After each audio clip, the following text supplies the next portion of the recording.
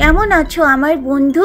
আমি বলয়ের ব্যাপারে তোমার কাছে কিছু তথ্য জানতে চাচ্ছিলাম। ও তাই নাকি? বলো বলো, কি জানতে চাচ্ছ? তুমি কি বলতে পারো শনি গ্রহের চারপাশে এই বলয় কিভাবে আসলো? তুমি কি জানো না আমারও যে বলয় আছে? আচ্ছা শোনো আমার নীল বন্ধু, তুমি কি সত্যি জানতে চাও আমার কাছে এত সুন্দর বলয় কিভাবে আসলো? হ্যাঁ হ্যাঁ, তোমার বলয় এত সুন্দর যে আমার কিন্তু খুব হিংসে হয়। তোমারও তো বলয় আছে, বলয় তো বৃহস্পতিরও আছে, কিন্তু এটা সহজে দেখা যায় না। ওহ ইউরেনাস, তুমি অনেক মজা করতে পারো। তোমরা তো কেউ আমার প্রশ্নের উত্তরই দিচ্ছ না।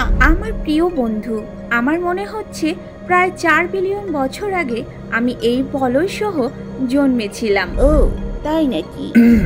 আসলে এটা একটা থিওরি, তবে সাম্প্রতিক গবেষণা করে জানা গেছে যে হয়তো এই বলয়গুলো চাঁদের ধ্বংস থেকে তৈরি হয়েছে, যেটা তোমার খুব কাছাকাছি চলে এসেছিল।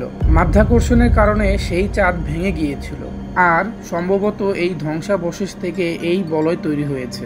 গবেষণায় এটাও বোঝা গেছে এভাবে একটি চাঁদের ধ্বংস হওয়া খুবই বিরল ঘটনা, এবং এই সম্ভবত এই বিরল ঘটনাই এই বলয়ের জন্ম দিয়েছে। কি? তাহলে আমি কি আমার চাঁদগুলোকে ধ্বংস করে ফেলেছিলাম? আসলে এটা একটা কেবলমাত্র থিওরি, 100% নিশ্চিত নয়। আমি আমার চাঁদগুলোকে ধ্বংস করে ফেলেছি। না! আরে আমারও তো 27টা চাঁদ আছে, আমি তাহলে তাদেরকে দিয়ে বলয় তৈরি করার চেষ্টা করি।